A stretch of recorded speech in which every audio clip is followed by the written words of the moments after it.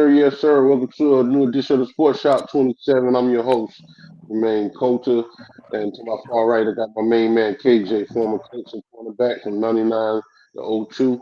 That's And right, today's man. special guest, we got a Georgia Bulldog in the house. Yeah, man. Guy won Hey, the man. 1980 national championship. He also played with the Denver Broncos. He was second team All SEC in 1983. Y'all help me give it up for I'm Mr. on with it, Clarence.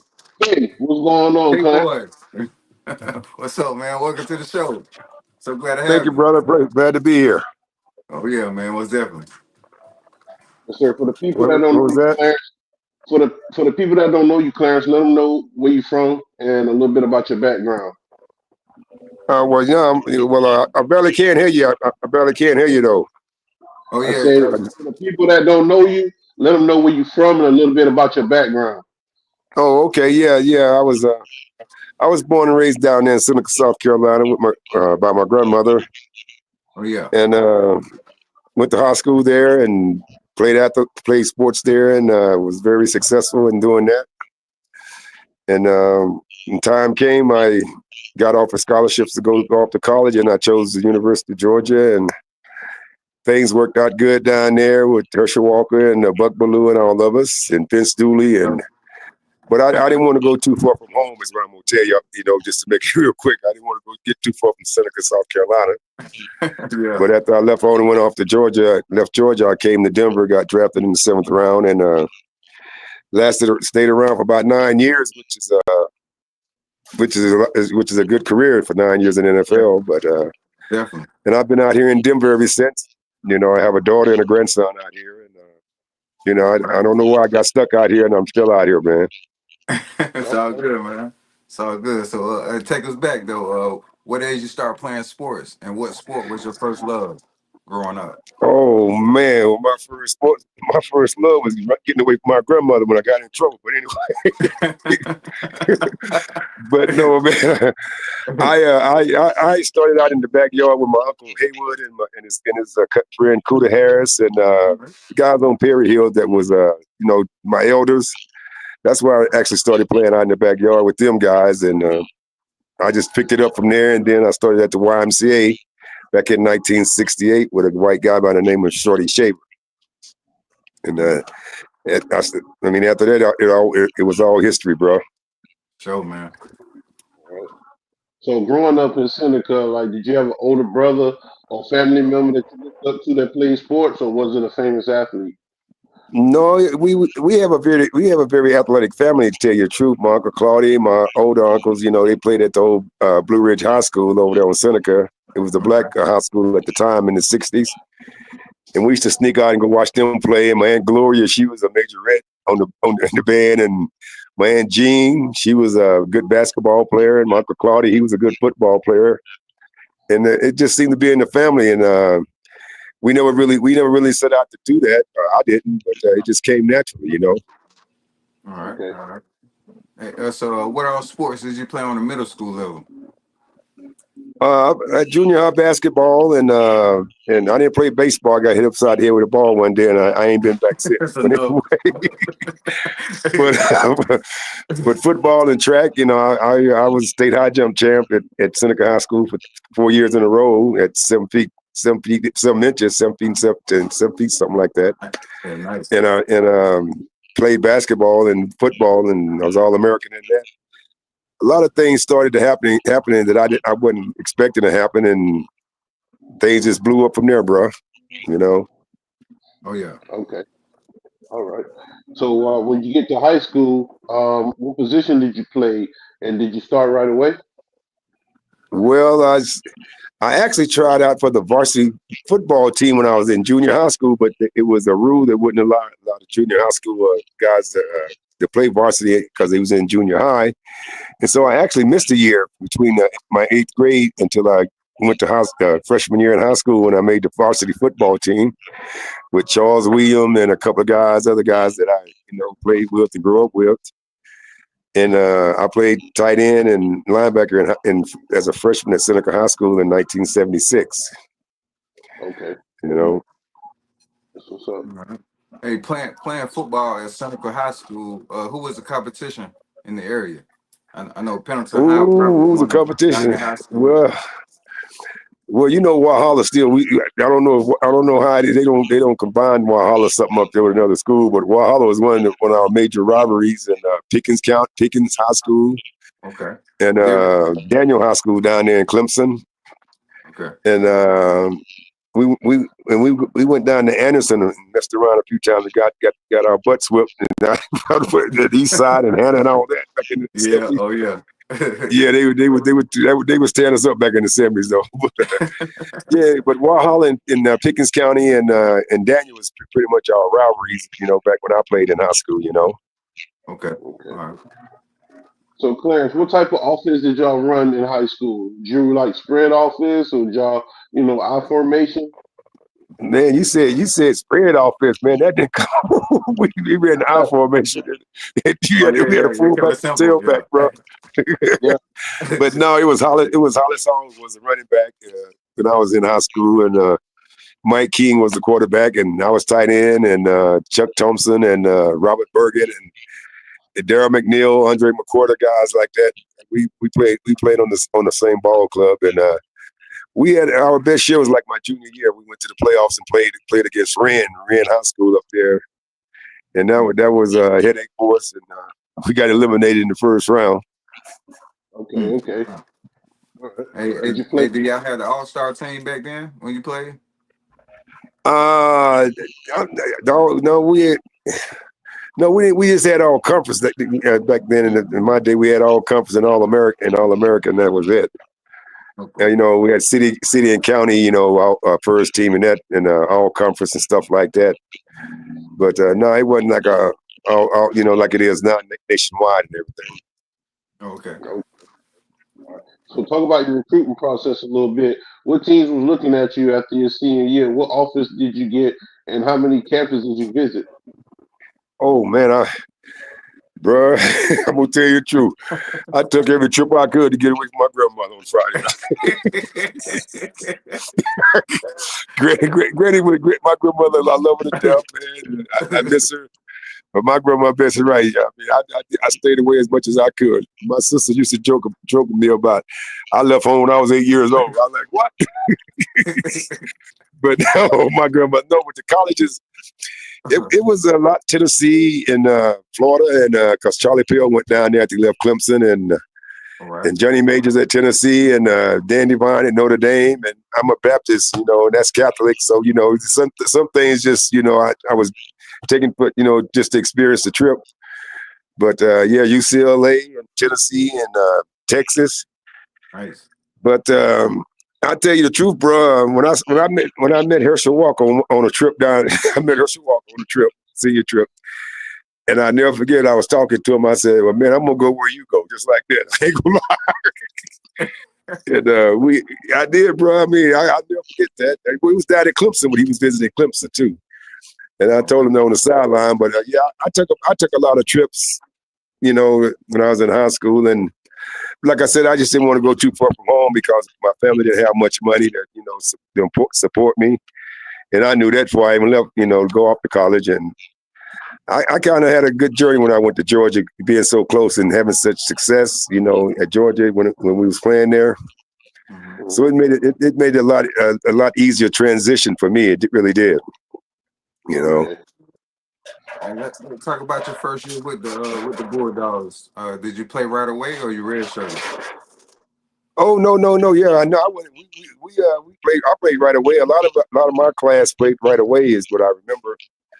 And we were more like play special teams and second team, backups. But we had a good strong sophomore, junior, senior class at the time too, and that that that national championship in 1980 speaks for itself because we had a lot of depth and we had a strong freshman class, and I mean we was playing all special teams, and when you got a combination of that on a team, you have a lot of success. But yeah, it was the best time of my life, man, when I went off to college my freshman year. Oh yeah, most definitely. Me too. All right. Well, you got some highlights for you at Georgia. during that era. You was all second team All SEC in 1983. We're gonna come back and talk about that a little bit. For everybody that's watching, make sure y'all hit that subscribe button. Make sure you hit that notification bell. Follow us on YouTube. You can go ahead and subscribe there. Also follow us on Spotify, Deezer, Instagram, Facebook, and Apple Podcasts. Okay, Yeah. we have former Denver Bronco tight end Clarence K, and also national champion with the Georgia Bulldogs. We'll go ahead and get into this clip. I don't own the rights to this, footage. Clarence, stay with us, okay? Our football team showed a lot of character in coming from behind in the fourth quarter to beat a very fine Brigham Young football team by the score of 17-14. In winning that football game, they probably accomplished something that's never been done in the history of college football, and that is to take on two teams the previous year that had been ranked in the top 10 and to win from those two teams in a period of 4.5 days. They probably also accomplished another record, and that is to break the longest winning streaks in the country back-to-back in less than 4.5 days. We have highlights of the Brigham Young game, and we also have a few highlights of the Clemson game. Before getting into the Brigham Young game, let's go back just a few days ago to that Labor Day night against the great battle with Clemson. It's time to start, and what an opening game. National television at night, under newly installed lights at Sanford Stadium, overflowing with 82,122, and against the defending national champion Clemson Tigers. But the Bulldogs were without their big gun. Herschel Walker not expected to play because of a broken thumb. Clemson drew first blood, recovering a Georgia fumble at the Georgia 11. And Homer Jordan scored soon, and it was Clemson out front 7-0 midway the first quarter. Georgia gradually gained control in the second quarter, and here's Larry Munson to tell about it. Got 3 men back this time. Hatcher has a man rushing. They blocked the kick. It's bouncing around in the air, and Georgia's got it. Touchdown! Touchdown! Dale Carver blocked it. Stan Dooley caught it on the 1, and they wrestled him in there. The Dogs have blocked the punt, and it's 7-6 Clemson. 82,000 sway here in Rock, and maybe a few million more around the country. And he's going to drop straight back and look, and fires, and it's intercepted on the 40. It's Georgia's ball. It might be Carver the end again. The whole stadium has come up. Herschel Walker is in. Lastinger's begging him to be quiet. Clemson's got 6 men on the line, and they pitch it to Tron Jackson. He's wide open, 45-40, 35-30, 25-20, touchdown, touchdown. Oh, flag down. Georgia faked the pitch to Herschel and pitched it to Tron Jackson, who had come in the line in a wide out. Tron Jackson ran a wide, naked reverse and ran down the right side and scored, and there was a penalty to wipe it out. Clemson 2nd and 10. They're on a Georgia 47, late in the half with 89 seconds. A man out to the right, slot left quickly this time. Jordan coming back. They're chasing him behind the line. They put pressure on him. Intercepted on the 35-yard line by young Tony Flatt. Coming across, knocked down on the 40. Mitch Frick's going to snap it. Broadway will hold on the 29. They're on an angle to this side, south side of the field. Clemson's got 7 men on the line. Butler going to try a field goal. They set it down. Keep your eye on it. Keep your eye on it. It is good. 10-7, 9 seconds in the half. Lashinger coming off to the left side looking, dumps it over, it's completed at 35, he broke the tackle. Clarence K, 45, 50, 45, 40, 35, 30, down the sideline, 20, and they shoved him out of bounds on the 22. Clarence K broke the tackle and got 30 more yards. Shoved out down around the 22, 22 and a half. Lastinger hit the tight end. Dogs trying to go for another field goal. Clemson with 7 men on the line. Butler sticks it up there, and the kick is good.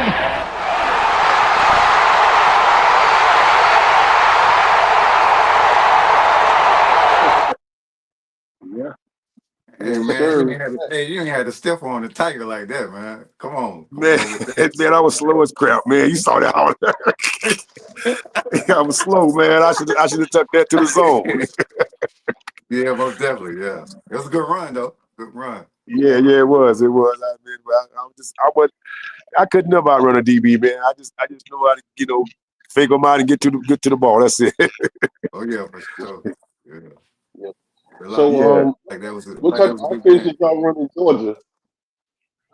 What type? What was What was that? the offense that y'all ran in Georgia at that time? Oh, we ran the out formation there with Herschel Walker, man. With a fullback. I mean, I never really played in the spread offense throughout my career because it didn't come into existence real heavy until like the late '80s. The spread offense and all these formations they're running now. Yeah, yeah. But no, I was basically around the out formation with a fullback and a tailback. Okay.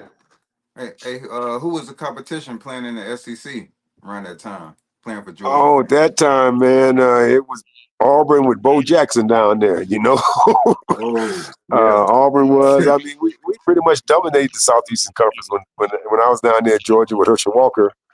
But yeah, we never did play Alabama, which I don't know why. When I was there, Oh, we still listening. yeah. No, we never played against Alabama and what's the other? It was a couple other teams. We mainly played Ole Miss and Auburn and And Kentucky and Vanderbilt and Tennessee. See, I don't know why we never played Alabama, but we never did during those 4 years. no LSU either, right? Yeah, they don't expand the conference so much now. It's up to about 15 teams in the Southeast Conference. You know what I mean? Yeah, Wow. yeah. Yeah, Man, talk about the bowl experience. You playing in the bowl games, winning that national championship in 1980. What was y'all record when y'all finished? man, we down there in New Orleans, man. Now, come on now, ain't never been to New Oh Orleans in yeah, my baby. life. Mardi Gras. Oh We yeah. down there in New Orleans on New Year's Eve.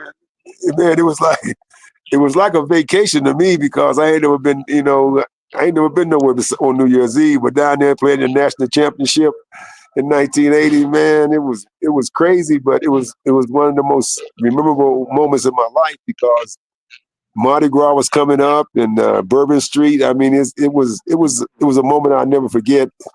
And to do it 3 years in a row in 80, 81, and 82, back 3 years in a row, he's in the Sugar Bowl, and then we went off to the Cotton Bowl my senior year. But those are moments that I'll never forget, man, because I was just not getting out and starting to grow up and experience a little bit of the world. But yeah, I always think about New Orleans, man, and them Cajun people down there. They're nice people, though. Word. Okay. Hey, so you got drafted by the Denver Broncos in 1984. What was you doing on draft night that day? You Man, know, it was a I don't special know if I day. can tell you that story. Oh man, okay, then. Don't go too deep. No, no, no. I can tell you a little bit of it now. I ain't gonna lie. All right, give me a little bit. All right, man. No, I had moved out the dorm. I had moved out the dorm in Georgia because you had to move out after your last game as a senior, and Okay. I had a little apartment off campus, and I was spending the day by myself of the draft at my little apartment, and I never forget about 2 o'clock in the afternoon. I got the first call, and it was from the Cleveland Browns. I never forget, and I got the TV down down the volume down on the TV, watching the picture. I'm talking to the Browns, and I'm looking at them on the phone with me, and it was weird because they were saying, "Mr. Clarence, we're going to draft you in the 4th round," and I'm like, I'm ready to come, and all of a sudden I'm looking at the TV, and they hung the phone up. Just like that. Oh, They went and drafted another tight end out of Ohio State.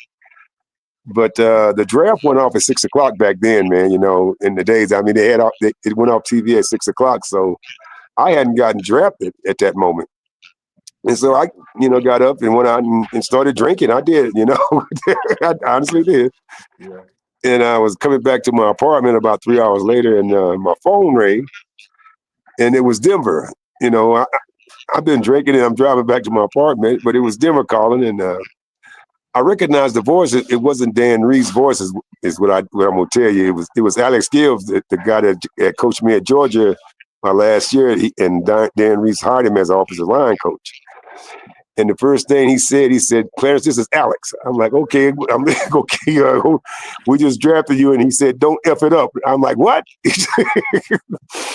But it was funny because I told him I was going to make it, and I ended up getting stuck in traffic in Atlanta that night, trying to make it to the airport. And man, that was one of the most scariest moments because I felt like if I didn't make it, I was going, they was going to fire me before I even had a job.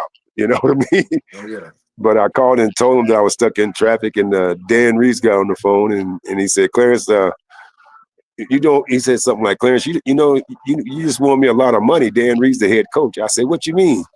He said, I bet against everybody that you wouldn't make it. That's what he told me. That's what Dan Reese, he's bet against me. I wouldn't make it.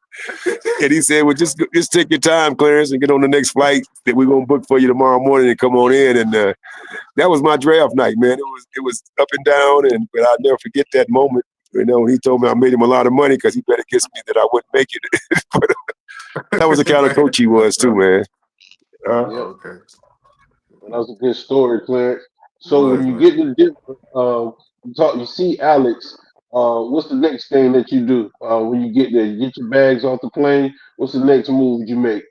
Oh no, I didn't have a contract. See, you got to negotiate a contract these days. I mean, back then, it's still the day before you go out there and get hurt or something, and you ain't got an insurance policy. You go out there and start practicing without a contract, and you get hurt. You got to work, and you ain't got no paycheck. But no, I didn't go to mini camp. Is what I remember, that the rookie mini camp, and Dan kind of got pissed off at me about that when I didn't come to rookie mini camp because I was listening to the wrong people. I mean, it didn't hurt my money, but it was just one of those little things that they had in the back of their mind. They're gonna have an issue with me. Is what that kind of indicated. But no, I ended up signing my contract, and I went up there and started working out, man. And before the season started, and I'll tell you a story that you won't believe. The last cut of my rookie year, I was late to practice that morning. I ain't gonna lie. The last cut of my rookie year. Mm-hmm. And I walk in the building, and I see Ron Eglaw, a veteran tight end that had been here before I even got drafted. And he's in the weight room on the phone, by himself.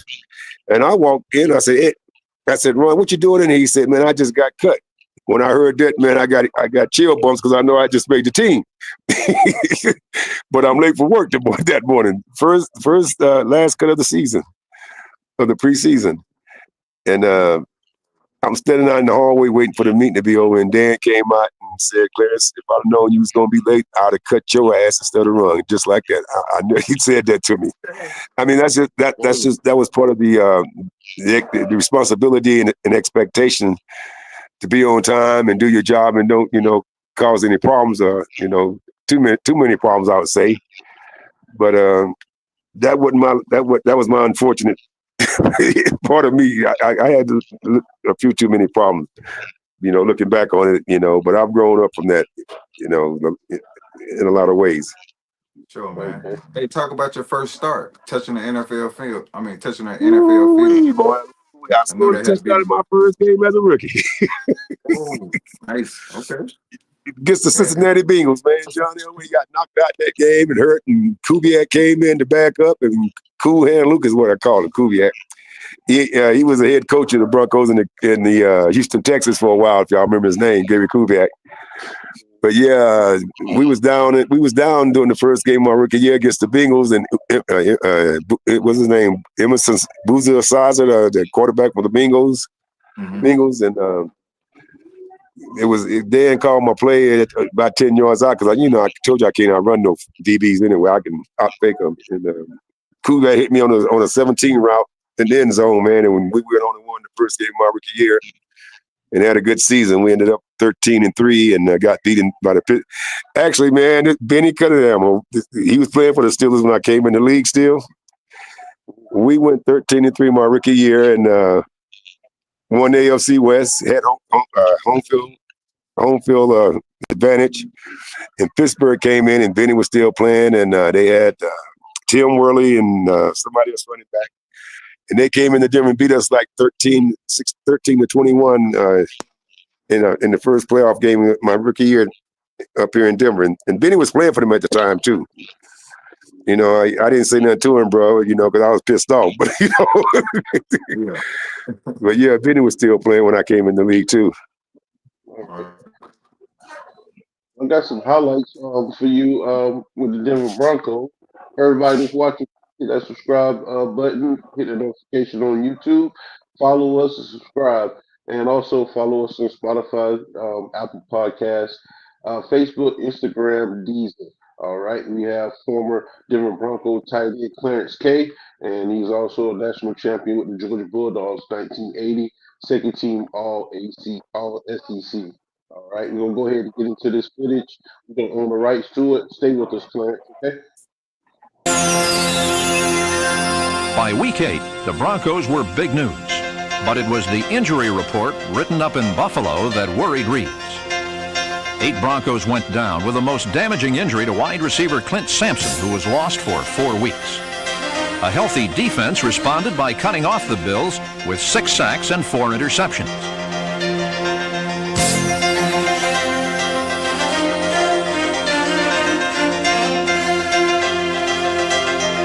Darren Como's theft and linebacker Jim Ryan's sack helped lay the Bills to rest. Elway led the Broncos' offensive attack with 2 first-half touchdowns.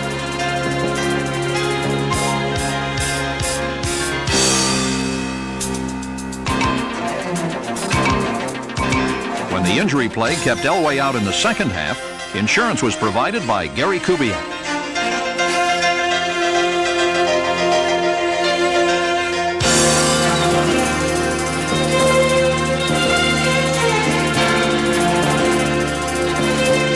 Kubiak finished off the Bills as the Broncos enjoyed their most dominant win of 1984, 37-7.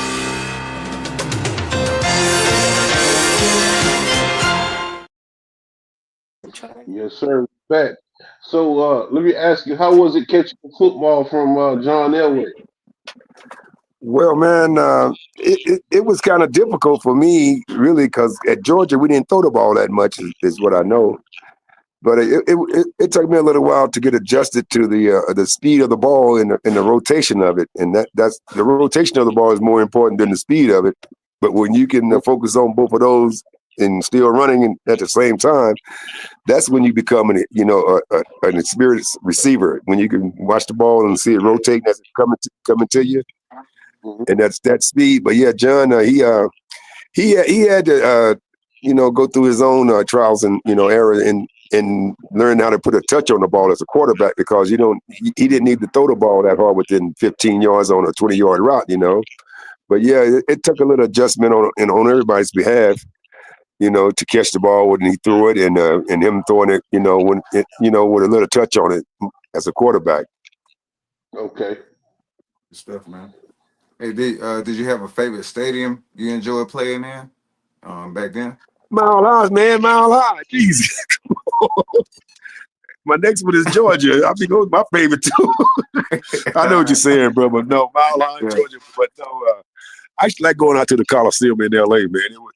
It gave you that feeling of you going in like the old days in the arena with the gladiators. Because the Raiders, you was going to fight out there when you went out there. But I like playing in that Coliseum, man, because it gave me that feeling like a gladiator. And it was a fight, I'm gonna tell you now, against the Raiders out there. Yeah.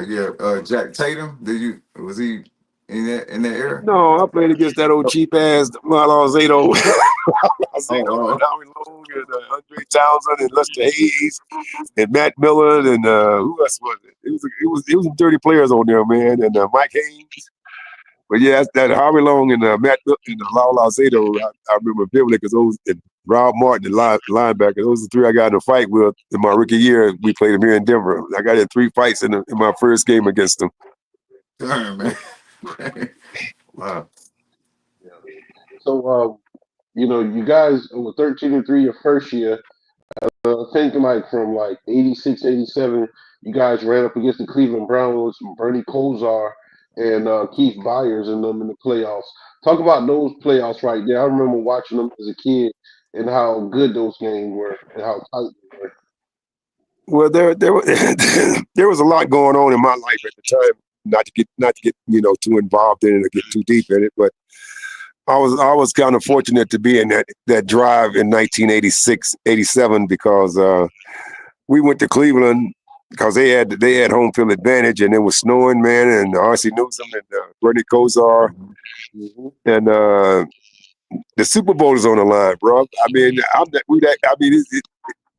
for somebody to say it don't even come close to the feeling that you have when you're that close to the Super Bowl as a player, and in a game like that, Yeah. the magnitude of it and how it ended up with a 97-yard drive to come back to win it.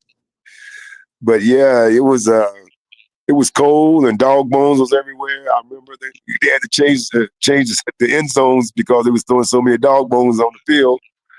It was Wow. one of those moments, you know. Yep. Yeah. Dog pound. Yeah, Yeah. man. And boy, I ain't never seen so many dog bones in my life. I thought about my own pet, the dog tiger at my house. Dang. Move ahead. All right. Yeah. What talk about life? After football. What was next? Oh, Well, talk bro, it about was a struggle, man. talk I about mean, I wasn't prepared for it, man. Honestly, and I wasn't prepared for it, and I don't think I'm the only player that wasn't prepared for life after football. And I can share that with all sincerity right now, as a grown man, is that I wasn't prepared, and I'm glad I'm still here and didn't get stuck or in jail somewhere in prison, man, right now because it was difficult. I mean, I get chill bumps thinking about it, but I mean, it's been since 1993 when I retired. So yeah, I had some hard times, man, and I'll tell anybody that it ain't all glamorous and it ain't all about the money because you have a lot of life to live after you retire from the game. You have a lot of life, to live, and you get blindsided and blinded by the money and the cars and the women. I mean, it's a revolving cycle that never changes. But yeah, they're making more money is what I know and everybody knows. But to me that's even worse because you got more things you can do with the money and everything. Oh But yeah. no, I made my way through it and ended up managing some grease monkey oil change businesses out here, and then I got my own mobile service and. It was profitable, and I never go in business with another woman, though. I tell you that. But anyway, Okay. but I went through that phase of business, but and I sold that, man, and then I took a little while off, and I just retired. I just started. I retired from everything about a year and a half ago, and getting a couple of good checks. I wish it was more, but it's better than nothing, and I'm glad I had that one job that paid me all that money because I wouldn't be getting the money I'm getting now. My disabilities and Social Security. I mean, that's just how I look at it. Oh yeah. Some good came out of it, is what I'm saying, bro. I mean, it's good. It was a good job with good Oh yeah. benefits. Oh yeah. Most definitely. so Clarence, you played in the Super Bowl. You guys played against the Giants and the 49ers, correct? Yeah, man, I was in both of those blowouts. Yeah. Talk about that experience. Talk about that experience. Now, I know bro, you bro, bro, bro, now that I tell you, that's the worst. That's one of the worst feelings that I would have in my top five feelings. If I had to tell you, I mean, when I think about my mom and my grandmother and my family and moments, but them Super Bowl losses, man, it takes something out of you when you work so hard and you get there, yeah, and all your childhood dreams just flood your mind when you're standing there on that sideline, brother. When they play in the national, all your childhood dreams of watching in YMCA and playing football just flood your mind with chill bumps and goosebumps. And it's just like that. I mean, that's how it happens, And then next thing you know, to get you in the game, and but how it turned out for us. But I mean, I never had a chance to enjoy the winning side of it. But yeah, playing the Super Bowl, man, I wish I had won one, and that's the one thing that I kind of miss sometimes when I think about my accomplishments and what I would have loved to have had is a Super Bowl ring, man. You know. Yeah. Yeah. I know you. I, I, Oh, go ahead, man. Go ahead. I want to ask you this. The year that you retired was the same year I think they moved Marcus Allen to like fullback for Bo Jackson. What did you think about that? I mean, I know you played for the Denver Broncos, playing against You talking about when they brought Bo Jackson into the Raiders? yeah, and how they switched and made Marcus Allen because he was a career back that took him to the Super Bowl in the early '80s, and he ended up being a full and started blocking for Jackson. Talk about playing that team because that was one of y'all biggest rivals back then. Well, I can tell you, I can share with you my personal experience not playing against them, on the defense, but standing on the sideline watching them as a professional myself. Man, it was something to watch. I ain't gonna lie. Watching the Bo Jackson and Marcus Allen. I mean, when you standing on the sideline, you in the game, and you see Walter Payton. When you see Walter Payton running the ball, and Marcus Allen, some of the best running backs at their time. You never forget it because it's molded in your mind when you see Eric Dickerson, Bo Jackson, Marcus Allen. When you see it in person, man, it ain't nothing like watching it on TV. When you see it in person, man, you just got that one moment for it to be minted in your mind, and it does. But now, we had some good running backs up here too. Bobby Humphries, Sammy Winder from, Bobby Humphries played at Alabama, and Gaston Green, and Sammy Winder, Gerald White, Rick Harris. And we had some good running backs, but nothing like, Marcus Allen, Bo Jackson, or Walter Payton. I mean, not taking anything away from the backs that we had, but get to watch them guys play, man, was a blessing. In my mind, it was for me. Hey, did you get a chance to play with Shannon Sharp as well? Good time there? Man, that's my roommate. He's my roommate, man. You gonna bring that up? I was still here when he came. Word. But they know that. They put that. Now, see, Darryl McNeil that I went to high school with was his offensive coordinator at Savannah State. I mean, Darryl McNeil, Mr. McNeil, and Brian. Darryl McNeil was his offensive coordinator. Went to Seneca High School when Shannon was at Savannah State. Man, they put him in my room. And he well, I keep y'all on the phone all night talking about that. Oh man! But no, he was my roommate, man, and it was weird because I had my own room because I was in my second year at the starter. I was established at this moment. I got my own room, and I'm the starter. I ain't worried about it. I don't beat off 4 or 5 guys in the last 3 or 4 years. And Shannon would come in the room, and man, you couldn't pay him $100,000 to say 2 words back then. You got a lot to say now. But no, it was some good memories. No, it was some good memories with Shannon because we respected each other, and we both came from down south, both born and raised by our grandmothers, and that we had some things in common, is what I'm gonna tell you. Mm-hmm. But I was a little bit more get up and go kind of person, socially than he was. But over the years, man, when I watch him on his show, sometimes I hear him mention my name, it kind of makes me feel good inside that after all these years, because went on in our lives. But yeah, we was roommates, man, when he first came to Denver. Nice. Okay. Let me ask you, was Romanowski really a dirty player? You played against him in the Super Bowl. Got a couple pictures in the intro with you trying to catch the ball over. No, yeah, that's I remember that play. That was an end zone, and that was the first year they implemented the face guarding rule with the DBs and receivers, and that's what they called him when they called him face guarding in the end zone. So they automatically went to the 1-yard line. And that's the only touchdown that we scored in that Super Bowl, if you look back at it. But now I used to tear Romanowski ass up, man, during the season. I used to tear him up, boy. I wasn't that nice. I got some highlights I want to show the people.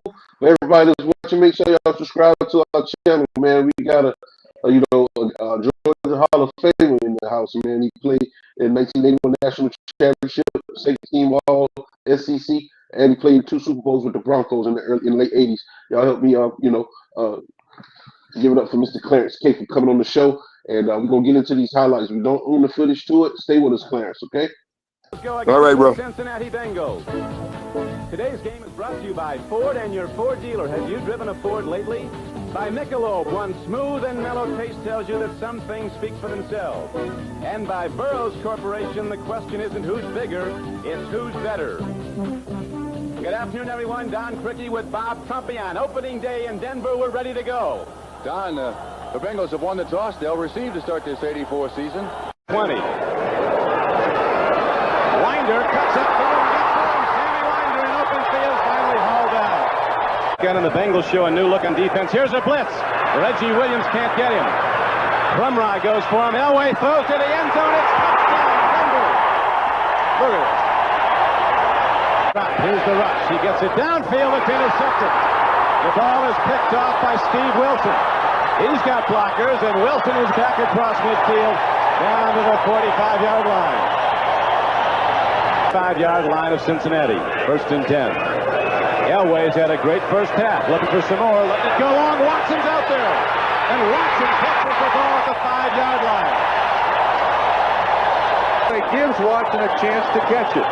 And Watson certainly does. 40 yards on that catch. Just like they like it in Denver. Great second look. Our producer primarily to the run into the end zone. Winder, touchdown Broncos. Gene Lang got the touchdown. 33. Bengals and Kenny Anderson get another crack at it when we come back. To the holding call against the Broncos. Kubiak stands in. Here comes Browner. Dumps it off nicely. Winder has the ball in a block. Sammy Winder gets back the lost yarder today in the opening game. Kubiak looks. Touchdown! The Broncos take the lead. Wide open. Clarence K, a rookie. At the 33-yard line of Denver. Here's a blitz. They go to the run. Play ball! Broncos have it. Denver recovers. There's a throw. He's got a man, but it's knocked away. A great defensive play. Tom Jackson. And it is a blitz. That's it. The Broncos defense rises up and makes the big play. And now the celebration begins. Gracious in defeat. With a handshake for his counterpart, Dan Reeves. Big win for Reeves and the entire Bronco team. There's the final gun. Denver coming back to win 20-17. We'll be back at Mile High Stadium right after this. All right, we're back. You got some good highlights in the NFL. Yeah, what man. did you enjoy the most about playing tight end on the NFL, level? Well, to me, it wasn't so much about the position because I learned that position when I was in college. That's where you should learn your position if you have any expectations of going any further. Mm-hmm. It was about being on that level and being on a team for that longer period of time. Some guys are not around that long, but some guys are. But the experiences of playing in the NFL comes with the longevity in the years you play. It really does. That's true. And the memories of seeing guys, that Hall of Fame guys and some guys that you knew in college or played against in college. It's a combination of a lot of things that comes along with the NFL besides the money and being having notoriety. Mm-hmm. But it was a once in a lifetime dream and journey for me. It really was. It's different. You had 13 career touchdowns in the NFL. Retired in 1993. You went on and did other things. What is Clarence K up to now? I know you just said you finished. Man, I don't hung my working shoes up. I don't hung my working shoes up.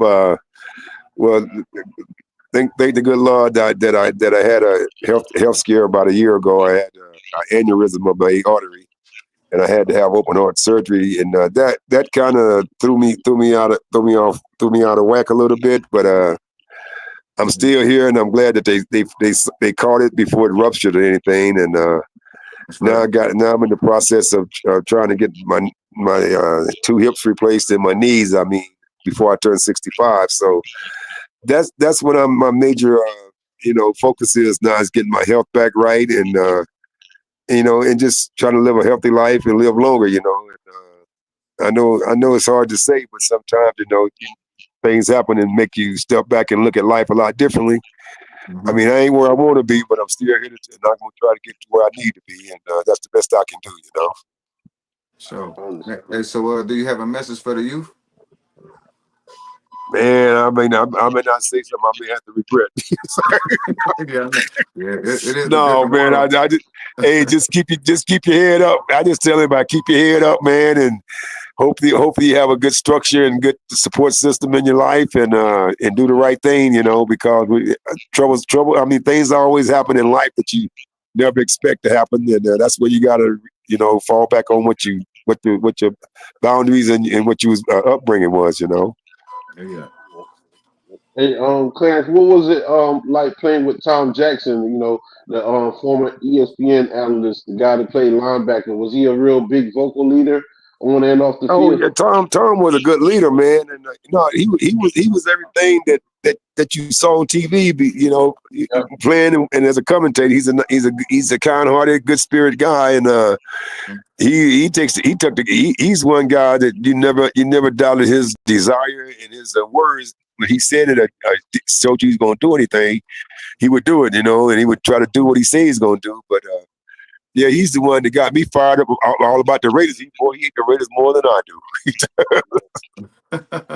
So, man. Robert Hey, do you Tucker. got any shout outs for any players, family members, coaches? Hey, I want to shout out to my family, man, more than anything. I hope my family is listening, and I love you guys. And KJ, I'm glad that you were my cousin, and man, y'all, I'm so happy for you guys when I come home and Thank see you. all y'all together and get along.